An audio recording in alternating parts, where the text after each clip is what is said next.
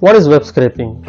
Web scraping is a process through which you extract data from a web page to a spreadsheet or to an Oracle database or even to a flat file.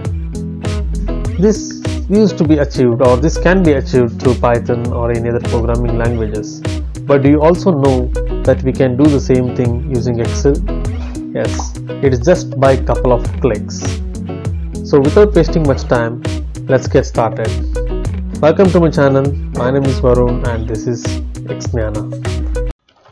So I have this website open which shows me the prices of petrol and diesel in a specific date.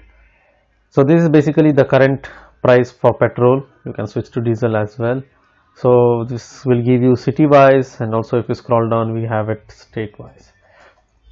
So let's learn how do we import this specific table or specific content from a web page to an Excel spreadsheet. So I'll quickly open up my Excel and then go to the data. We have a lot many options here. We have access, web, text. That means it basically says from which data source you want to import the data. Since it's a web source, so I'll click on from web, and it asks for an address or an URL. So you can quickly go here, copy this, come back and paste it here, and just ignore these warnings. Keep on pressing yes until you get to see what you want. Okay, oops, I clicked twice. Okay, so let me expand this a little more. Okay, right, so we are here. So we want this specific table to be imported in Excel. So we have an option here. So as you can see, an yellow arrow pointing out to the right. So what does this say? This specifically says that if you highlight that, so click arrow next to the table you want to select and then import. So we have many things in HTML. We have reference tags, a tag, tables, and a lot more. So I'll not get into details of that.